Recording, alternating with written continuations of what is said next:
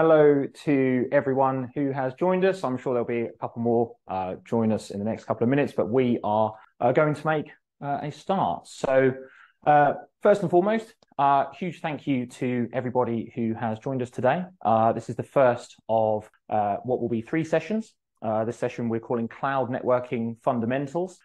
We hope to build this into something bigger and better than just the 3 sessions and work with you on that. We'll talk a little bit more about that in just a second. But what we'll do is we'll start with some intros. So I'll go first. My name is Justin Day. I'm the CEO and co-founder of Cloud Gateway. I have been working in IT and almost predominantly networks for the better part of 25 years now.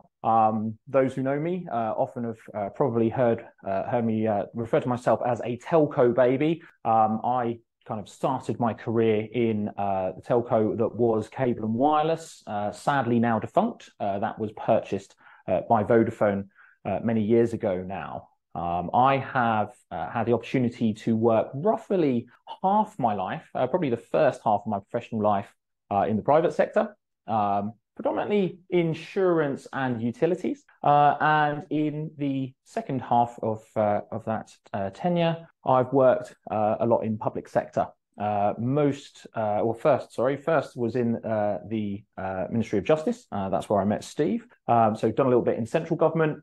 In the last few years, also started branching out into health and also into policing. I would definitely say I used to be technical. I probably use that as a bit of a defense. I certainly haven't been on the keys for many, many years now, but I take a great interest and continue to in, of course, solutions architecture, what the market is looking like, and the sort of things that we should be talking about definitely in this first session. But like I said, sometimes I use that just as a defense, just in case I stumble over something or get something wrong. So, Steve, introduce yourself. Welcome all. I'm Steve McConnell, CTO at Cloud Gateway. I've been working in networking specifically for about 12 or 13 years, or coming up to 13. Obviously, that's half of what Justin's been doing, but I'm obviously at least twice as good. I started working in the private sector for a large gambling company, and then moved to financial services, and then worked with Capita, a firm that we all know and love, running their call centres, and then moved to the Digital Prisons Programme with Justin. Since that programme's closure, I've worked exclusively with Cloud Gateway to build the platform we've got today. It's not a lie. He's twice as good as me, if not more. Sad admission, though, I have to make. So what we want to do is talk a little bit about what we want to get out of this, not just today, but over the next few sessions. I think what's been interesting for us is that coming from a networking background, we've kind of come up through the evolution, the genesis, if you will, of cloud. So there's lots of things that we've had to learn. There's lots of things we continue to learn. And it's really interesting for us to help impart some of that knowledge, but also continue that learning in our direction, to look at what has happened, how things are changing. You know, we talk to a lot of people about, for anyone from sales all the way down to more technically involved, and there's not always a commonality as to the answers as to what cloud is, how it's performing, what's functioning. And so for us, this is something that we'd like to build beyond this. Like I said, we'd like to build a bit of a community. We'd like to do this a little bit more often. We'd like this to be very engaging. So if you've got any questions during this session, we'd really like to hear those. We'd like to follow up afterwards. And we'd really like to kind of keep that ball rolling. And hopefully some of the things you might take away, we're going to keep that at quite a high level though, certainly for today, may be of use. But again, if you'll join us on this journey, we'll be very grateful. So every journey has a beginning. So we start with, what is cloud? That seems like a bit of a silly question to ask. I think most people know roughly what they think it might be. If you were to Google it, you'd find that it is a $500 billion industry. So it's not something that's particularly subtle. But I think it's an important question. And why is it an important question? Because it doesn't always have the same answer. So if you were to ask 10 people, I think the large majority would probably give you an answer that is something along the lines of the public cloud. So when we say the public cloud, the 2 biggest players in that game would be AWS, Amazon Web Services, or Microsoft Azure. And a lot of what we're going to focus on, specifically when we start talking about the technical side of things, is going to be more aligned to public cloud. But what about those people that don't answer like that? So I asked my son, who's 13 years old, what is cloud? What does cloud mean to him? And probably unsurprisingly, he said it was where data gets stored or his game saves are for his PlayStation. That's what he recognizes the use of the word cloud. So to him, it is storing something that isn't local. We didn't have a particularly huge discussion about that. He was particularly bored with that very early. However, that is what it means to him. It is a form of storing something not locally. I also made the mistake of asking my mum, which is often a horrendous mistake if you're going to talk about technology. She actually gave a very similar answer. To her, it was something that it was on her phone. She doesn't really use a laptop or a computer. So to her, it was something that was away from the phone. Something was stored or something could be got. Quite interesting, not wrong, but it was interesting to see that that was not the sort of answer that we would typically get day to day, working in a sort of business to business type environment or scenario. So what's cloud to me? I like to answer it from a more philosophical level.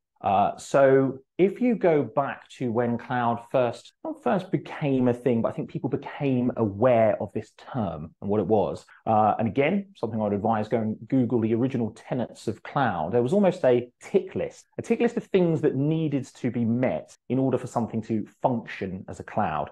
Many of them you'll be aware of, but these are kind of the things that I would pick up on. So we're looking at things like scalability, so the ability to grow and grow quickly, flexibility, the ability to change specifically quickly. And one of the other things I think was important to me was the way in which you paid for it. Originally, it was very much pay as you go, the ability to pay for what you need when you need it. Now, for me, again, coming back to that more philosophical approach, it's consumer expectation. And I think that's why I wanted to give the example of what my son said, and of course my mum as well, is that actually, regardless of where it's discussed, it's become a consumer expectation. It's how am I going to consume this? What do I want? What am I expecting to get back? How am I going to do it? Whether it's apps on phones, video games, business to business pieces, whatever it might be, it's very much at that level. That probably, though, is me demonstrating the fact that I have been off the keys because I don't really want to talk technically,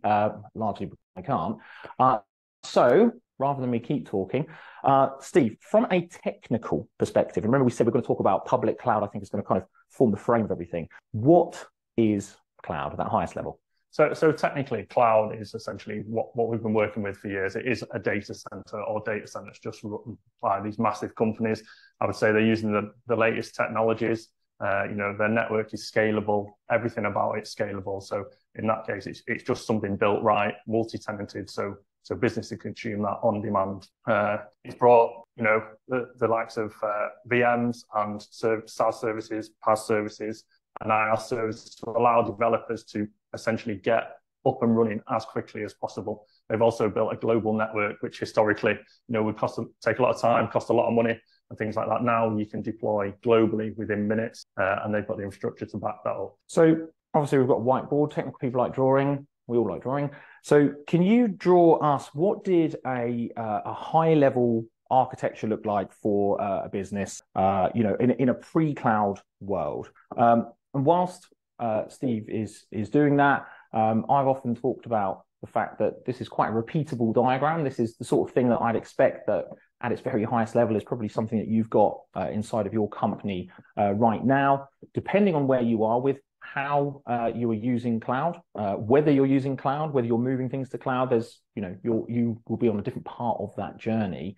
And one of the things I think Steve was touching on there as well, which is really quite important, is something we talk about is the amount of businesses that have spun up, not just inside the United Kingdom, but I think globally, in the cloud era. What cloud has done has allowed businesses to grow, to evolve, to form when before they wouldn't have had the opportunity. And we can talk about that from a first-hand experience. From a cloud gateway perspective, it wasn't about skills or competency or any of those things. We knew what to do and how to do it. But in a world that was pre-cloud, we would have to have gone and purchased hardware. There's procurement routes. Things are very difficult. You need to find it housed. You can't just fail and get rid of something because you've already invested. So were it not for something like cloud, particularly the public cloud, we wouldn't have had the ability to even to create Cloud Gateway. And it's been amazing to see the amount of companies that have spun up because of this. I touched on the fact that I've been working in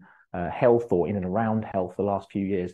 And I would say the amount of health startups that I've seen has been astronomical, which we can all only hope leads to great benefit as well. So, Steve, talk us through what we've got here. Yeah, so what we've got here is a typical architecture you'd see in a business. So you've got usually 2 data centers. One is usually primary and one standby. You can run those active.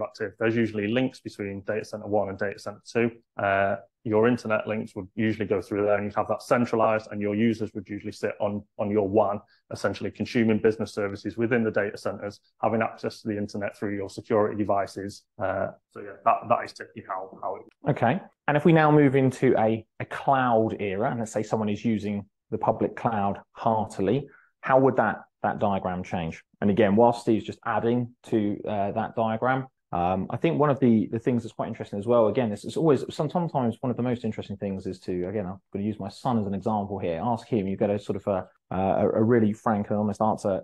He asked me if the cloud was basically one great big computer that everybody shared. And I thought that was really quite a nice question and quite a good description of what certainly the innards and the inside of the public cloud is. That moving from a hardware position to a software position. And again, if you're from a network background, you do a lot with hardware, you do a lot with wires, a lot with tin.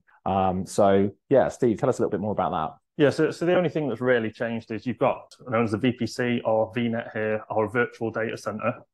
And essentially we replaced DC1 and DC2 with availability zone 1 and availability zone 2. So the public cloud providers, they provide this service underneath, which is still bricks and mortar in data centers, and they give you this virtual cloud which you can deploy services in. So your resilience and all that good stuff is built in, geographically separate, and to you, it's represented as a single virtual data center. So these still fundamentally are bricks and mortar data centers, just when there would have been numerous data center providers, or possibly back in the day, a lot of companies owned their own data centers. Yep. These are now just owned by Amazon and by Microsoft. Right. And inside of those, we've not going to the point I made about it's a big computer and it's shared. What does that look like in there? What are again, at the highest level, what sort of services do we now see in there that can be deployed obviously much quicker than what me and you were used to?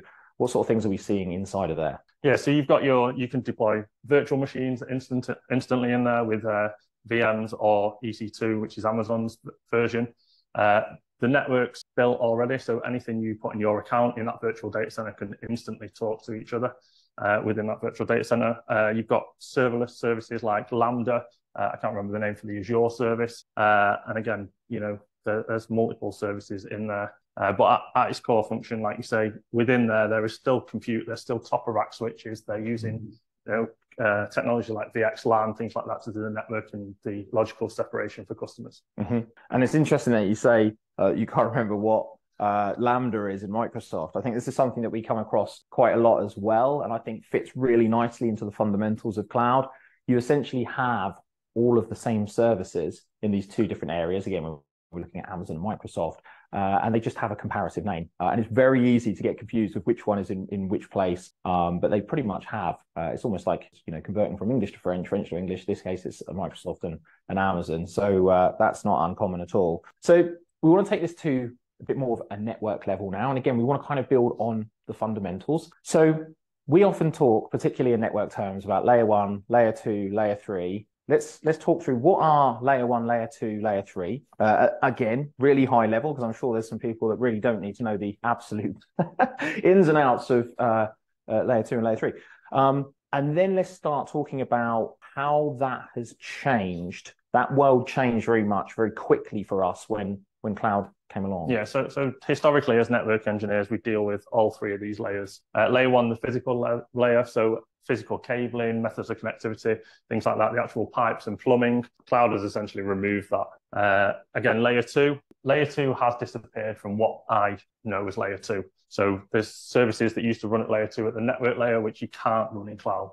So they've sort of half got rid of that. It's still there fundamentally to allow communication, but they've essentially changed that layer 2. Layer 3 does remain in cloud. That's where you typically IP address your machines and things like that. So if you create your virtual data center, you'll give it an address range.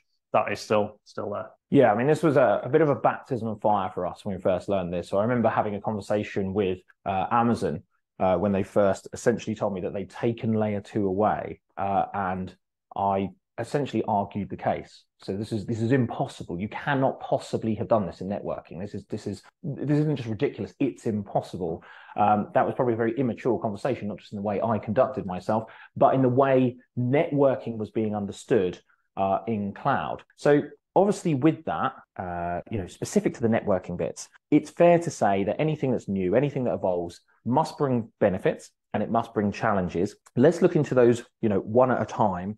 What sort of benefits have we seen from even from a connectivity and a networking perspective in the way that cloud has been used, architected, and talked about? Yeah, well, I think the benefits are, anything within that virtual data center can instantly communicate. So you don't need to do any work as long as it's within there. It's instantly, essentially on net, and it can communicate. The other benefit to that is, you want internet access. You literally can have an internet gateway, or you assign a public IP address, so you don't have to go and install any internet lines. It's just available to the virtual machine or service, and you just tick that option. Mm-hmm.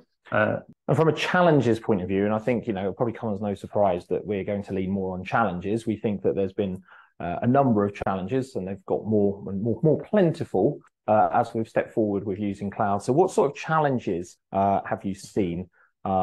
Let's talk us through. Yeah, I think some of the biggest challenges we've seen was from the recreation or changing of layer 2. So firewalls, typically, when you used to deploy them on site, would use layer 2 for communication and failover. Mm-hmm. That essentially didn't work in the cloud, and we had to come up with other methods of getting that to work. So usually that was seamless. What they had to do was have a third machine essentially checking availability. That would then have to send an API request to one of the cloud providers to change the routing to fail that over and things like that. So everything had to be done in a different way. Mm-hmm.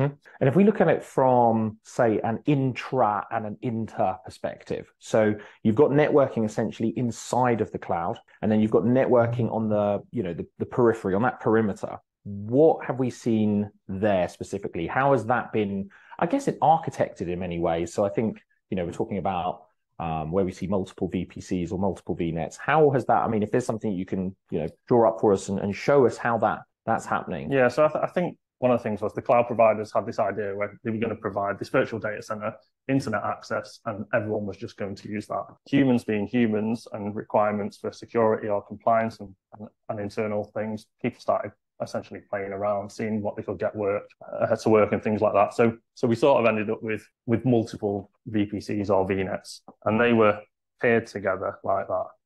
And there's a few limitations in that. There was the transitive rules, which meant you couldn't go from 1 to 2 to 3. Mm-hmm. You had to pair them all together.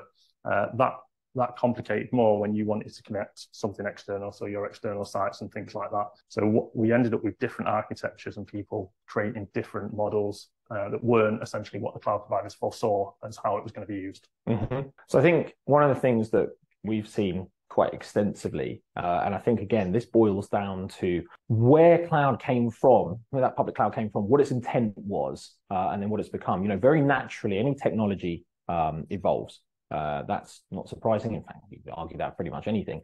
And there's been a lot of innovation in technology, and cloud has been very much at the forefront. I think one of the things that people probably forget, because it's moved so fast, is that originally the public cloud providers treated this very much like a data center. So your virtual data center, you're almost looking at a LAN base. So networking could be taken away because there was no real need for it if everything's staying nice and contained and within here in one of your VPCs or your VNets. I think there was also a desire to pretty much exclusively use the internet as the perimeter network. I would say that's fair for the start of the journey. Yeah, they saw everything internet based. Yeah, and obviously they've changed tack since then. Yeah, it was interesting, I think, because if you look at the timing, I think AWS came to market about 2006. Microsoft was about 2012. The internet was starting to mature as a backbone WAN for businesses that was capable of being used. I wouldn't say it was less latent, but you certainly had faster speeds. It was more readily available. It was just easier to deal with. And it was acceptable to put less risky workloads or easy movement of data type workloads onto it. And I think what the thought was originally, so what cloud delivered was, here's your virtual data center. The network bit's taken away because there really is kind of no network. It's a LAN. You're all just there and you're in the same place. That's great. And anything outside of that, well, that just goes on the internet. That's nice and easy. But exactly to what Steve was saying is, this is what people do. They innovate and they evolve. So these originally, where you were looking at the sort of replica of what your data centers were, the expectation was you might have one, you might have two. What started to happen was your developers and your application people kind of thought, well, there's lots of different things we can do here. And you said security as well. I think security's had a huge part to play here. Is, well, rather than us put all of our applications, let's say, in one of these, why don't we put an application in one of these per application? So all of a sudden it was becoming like like another envelope, wasn't it? And this starts to introduce challenges because the function of moving traffic around has almost turned this not into a LAN anymore. It's almost turned it into a WAN inside of a LAN. And that introduces the challenges that haven't been put forward. So we look at how those things were to be overcome. I remember us having conversations quite early with Microsoft about the use of ExpressRoute. So ExpressRoute for Microsoft, or Direct Connect, you might have heard of for Amazon Web Services. That is essentially the private pipe to be able to connect to these and bring it back into your private network. Of course, if you think originally it was all put together with the thought that only the internet would be needed as your exterior WAN, this was one of the evolutions that we had to get through. So, what other challenges have you seen in there, particularly in the way that these have been maybe architected inside, use of applications, movement, maybe even sort of a security thought as well? Yeah, I mean, one of the major ones we first had to get around was the concept of transitive routing. Mm-hmm. So if you had your site connected there, whether that's a VPN, however that was connected, and you had your applications up there, sorry if you can't see this, because of the transitive routing rule, meaning that can't go through that to go there, you essentially couldn't access your applications from down there. So they brought out some architectures for that. Then Microsoft essentially brought out V1. So that was previewed a few years ago. I remember working with a customer on that when it was still in preview, and they've matured that over the time. But that essentially acts as a hub for all your VNets to connect to, and that automatically, so this will turn into your V1 hub, that automatically makes that problem go away. Mm-hmm. Same with AWS, they introduced the transit gateway to get around those limitations. So as people have started innovating in cloud, using it in different ways, they've had to come up with answers to overcome problems that were seen by the customers. So that's very much customer driven. And what we see a lot as well, I think, of course, we're probably very familiar with the term digital transformation, very familiar with migrations to cloud. Those things don't really have end. They kind of continue. And that might be because they take a long time, because there's lots of services or applications you need to move. There might be risks to them. It might be security.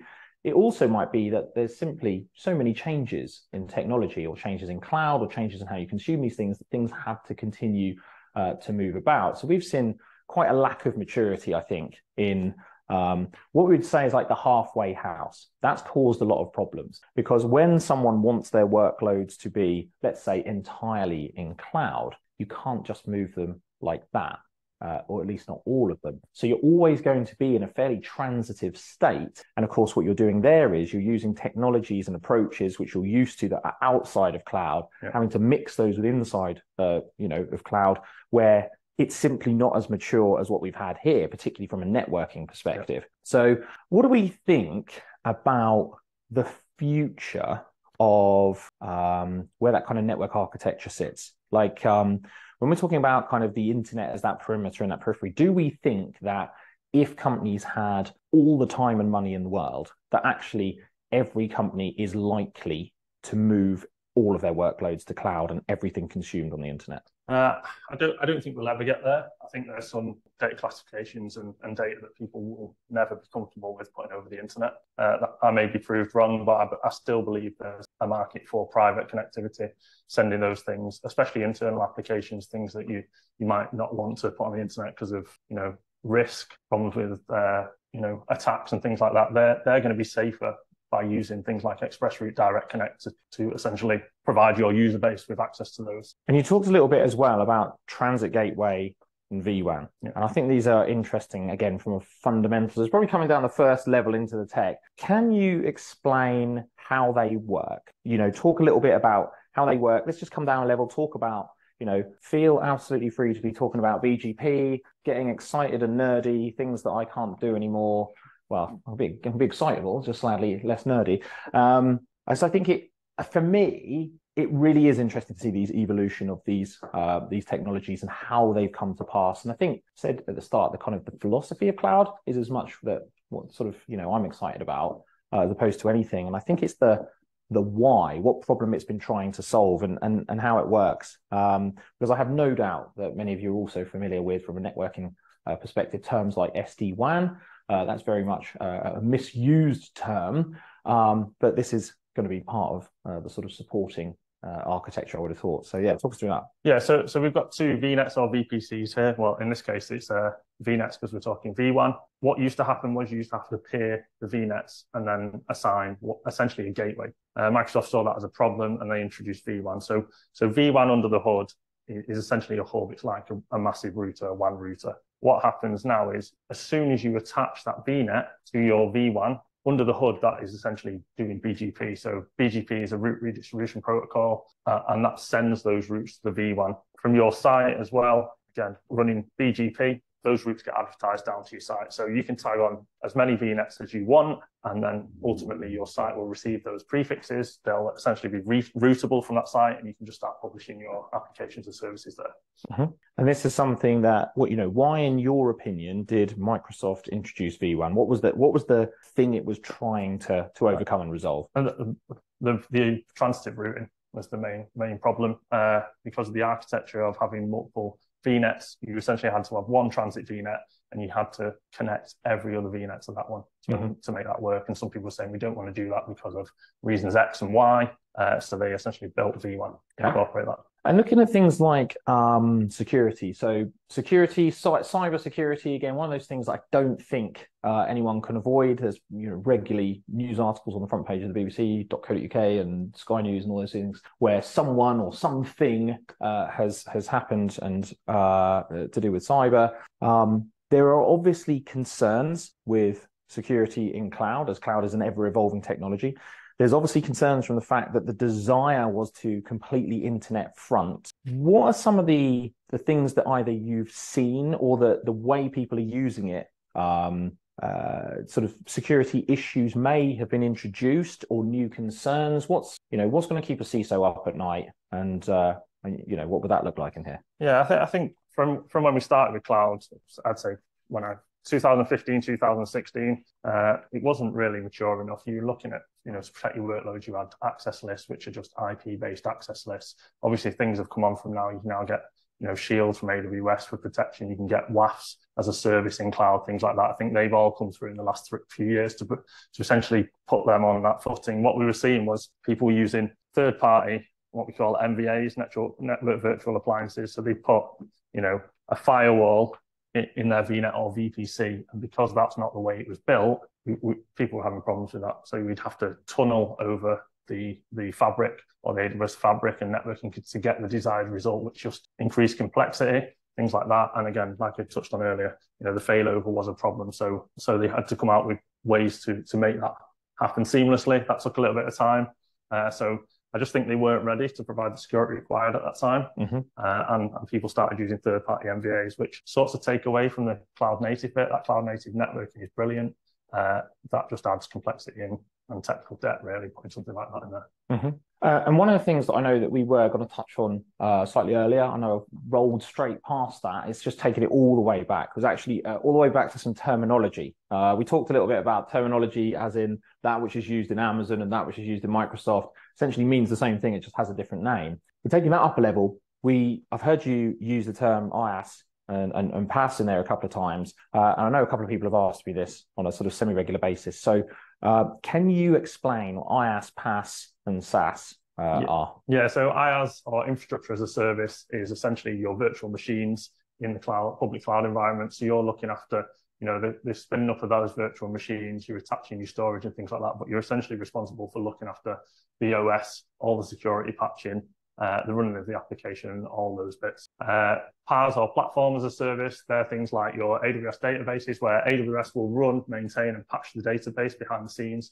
and you will essentially subscribe to a slither of that database and send your calls into that to fill up that database and read that database, but they are on the hook for the maintenance, availability, and security patching. And then we've got SaaS, which is, typical Office 365, where it's just the web application. You're essentially just using the service. You don't have to look after anything. You just have to have that client or that web app available. Yeah, I think SaaS is one of the ones that most people are going to be aware of, whether they know it or not. I think Steve has touched on O365. So your Microsoft Office suite is something that a lot of people are going to be using, particularly in a business environment. That's very much a SaaS deliverable. Google's version, so your Google Mail and your Google Suite, that's SaaS. Any of you who are using communication tools like Slack would be SaaS. And I was thinking something like Xero in finance. That's SaaS as well. Almost certainly, if you don't use it, you will have heard of it. Salesforce claims to be the first SaaS ever in the world, ever. That is probably the biggest SaaS deliverable on the entire planet. So can't get away from SaaS. That's very much become a big thing in the last 10, 15 years. So again, I just want to take it back to a network level and keep this high, because I know we've got some sessions coming up where we're going to be talking about architecture and design, and I don't want us to go too far into that and sort of repeat that material. But what are you seeing? If I was saying like you're seeing a migration to cloud, because we like I said, we have a lot of people talking about digital transformation. It's a very popular term. I think if we look at the evolution of digital transformation, which I guess in its own right, I would consider a cloud fundamental. Back when it was first used, this term, I've always described it as an elaborate copy-paste. I think people basically took stuff out of the data center and just kind of whacked it into cloud and went, there you go, that's kind of a digital transformation. It wasn't, and it isn't. And I think there is now, for those who kind of held back, there's that kind of a bit more of a mature thought as to how I'm going to move into cloud. And I think some of the difficulties we might be seeing are those who did do that and just kind of dropped stuff into cloud. So, what would just a fairly standard migratory path look like from data centers to cloud, and what sort of network considerations might there be in there? We've already talked about BGP and routing, so I think we can dip in and out of that level. Sure. I think that would be quite good. Talk us through that as you go. So this is your essentially on-prem data center where your legacy applications or your legacy hosted is, and this is where you want to migrate your services from here to cloud. What you'd need there is then, the bandwidth available to migrate that, depending on your timelines. Obviously, the bigger the bandwidth, the faster it's going to get done. Essentially, that would be express route or direct connects, and then that would link into your VPC, your V1, your transit gateway, however you design that in the cloud. And that would give you a path then to move that data into your virtual data center. And sort of build that out now with some of the things that you've seen and some of the stories. Now let's start to overlay what we were talking about earlier. It's like, this is simple and this is perfect, right? Now what happens when we start to, put another couple of VPCs in? You talked about transit gateway, we've now, you may or may not have noticed, we've been flipping between Microsoft terminology and Amazon terminology, such as what everybody does. I think he uses both of those environments. We're using Amazon terminology again now. So that's perfection. Data center, kind of new virtual data center called cloud, nice big line. What starts to happen then? And as you start to move services, let's just talk a little bit about like callback, reaching back to that, network nerdlingers like us talk about NTP servers. Even things like that are problematic. For those of you who are interested, NTP is what ultimately makes sure that all of the clocks are synchronized on all of your devices, something you'd think is probably not that important, but it definitely is. So yeah, start to sort of pull that out. So if this is like a transit gateway or even like a transit VPC, as we had to build early architectures. Yeah, so that'd be transit VPC, where your connectivity back there connects. What we typically see is somewhere to dump the data. So however that data is done, either another VPC or some sort of storage like S3, that data would go in there, get dumped, and then we'd start building applications out. So we'd see essentially this, and we just end up with multiple virtual. We typically see, like I said, with V1 and the transit gateway, that that's sort of made into a hub where it doesn't really matter how you connect. Obviously, with the transitive routing issues, you've got to keep that VPC connected to your transit VPC, otherwise this whole thing falls down. Yeah, and I think some of the challenges we've also seen is if you effectively had the internet here, and these two are pulling down into that internet, VPCs by their very nature, like we said, have their were designed originally to have that internet front. Now you don't have to have that, but that also starts to cause a problem because we've seen problems where effectively they're sharing paths that they shouldn't be able to share. We've also seen where, and I think this will be an interesting kind of moving into the next part, is the team that is responsible for this may not be the team responsible for this. They may not communicate well. They might be in different countries. It doesn't, that's what the reason is. And all of a sudden, one is picking a path here, one is picking a path here. And that, I think, is where we've seen the problems start to arise as well. So you've got your networking problem. Yeah. But and in the early days of cloud, working in financial organization, when they first had a stab at it, they had something like 16 VNets, and everyone had a firewall in. So you're just complicating things. But because of the way the cloud works at that time, there was no V1.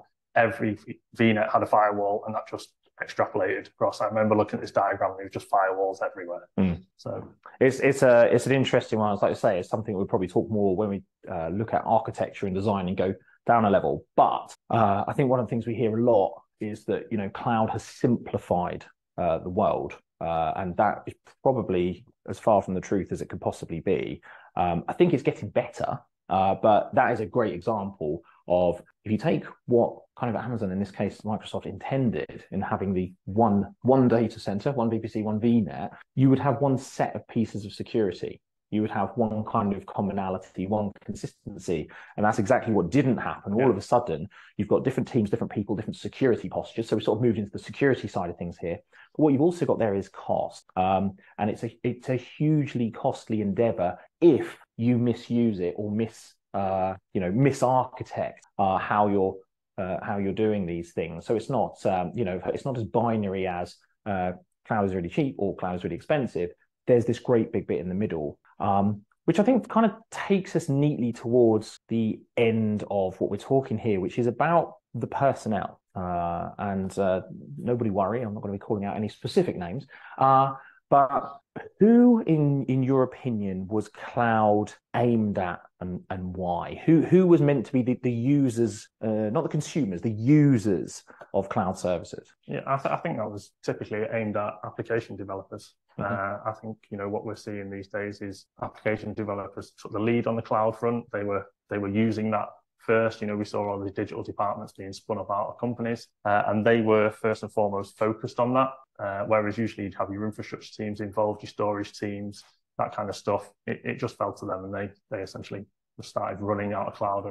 And I would imagine just a bit like a sandpit to start with. No one really knew how to use it. They get upskilling by learning through experience, and they were definitely taking the lead on that. And I think that's a sort of almost like an important conclusion point in many ways. Is I don't think there was anything sinister or wrong as to what the intention of cloud was originally. Public cloud was to give these services to the right people. I think these services were ultimately for application developers, and as such, it makes a lot more sense that a number of these periphery services, and of course, be still my beating heart, referring to networking as a periphery service, was not removed because Amazon and Microsoft were trying to rid the world of the likes of me and Steve. It was that in taking that bit away, making that easy, making that so that it wasn't even really necessary. And remember, we talked about at the start, the idea simply was one VPC, maybe two, resiliently across availability zones. But actually, there's nothing to do there. It wasn't an issue. But as we said, things evolved. Things always do. And I think what's actually been proved, well, certainly in our eyes, and this is not just exclusive to networks, is that you can't really give all of those tools to people who don't necessarily have the skills or experience. I think it's unfair on them as well to assume that they can just take that maturity and build it up. And again, it's not just inside of the cloud, it's outside. It's that consideration of how am I getting things inside of here? Who's consuming? The consumer is almost always outside of the cloud before they get there and start using that as well. And I think that kind of rather neatly takes us to the end of this session. And I wanted to leave you with a quick analogy based absolutely on what we've just talked about. I'm fairly sure that, like me, if you've watched anything on YouTube, you've had to pause for an advert at some point because you've heard of something called Wix. I'm not attacking Wix. If anyone's here from Wix, sorry, great platform. But it is essentially a cost-effective ability to build a website which should be consumable by almost anyone who can use a laptop or a PC. That's absolutely fine. However, just because you have that ability to use that tool, does that mean that you will ultimately have the same output as if you went and talked to and approached and got a web developer who's worked inside of that industry for the better part of 20 or 25 years? The reality is no. So does that mean it's wrong? It doesn't. And that's where we come back to this wonderful philosophy. It doesn't mean that there's an answer and it is that binary. It means that, you know what, for someone that's just trying to make a one-page website for a local business, that might be absolutely spot on. But it certainly means in this business world, the world that really we're talking about here in the B2B world, it's almost certainly not appropriate. And as it continues to evolve, it's even less appropriate. So I'd just like to take this opportunity to say thank you for those of you who have joined. I know this has been a whistle-stop tour. We've just wanted to talk about a few things to get sort of thought process flowing, to get the juices flowing. We've got a couple more sessions coming up. Session 2, we'd like to see you all back next week. Hopefully you'll all come back and you'll bring all your friends. But as what I said at the start, what we really cover is some feedback as to what you want to hear as well, because we want to continue this discussion. Yeah, this isn't about us just telling you this is how it works. This is the start of us trying to build a bit of community around the networking side of things, but it doesn't have to be network specific. Being able to talk to people who've come from different areas of IT, different verticals, public and private sector, it really allows us all to start having these conversations. And there is so much changing and so much evolving in all of technology right now. We believe that can only be a good thing. So on behalf of myself and Steve, because you may have noticed I pretty much do all the talking, I'd just like to say thank you, and we'll see you next week. Cheers. Cheers.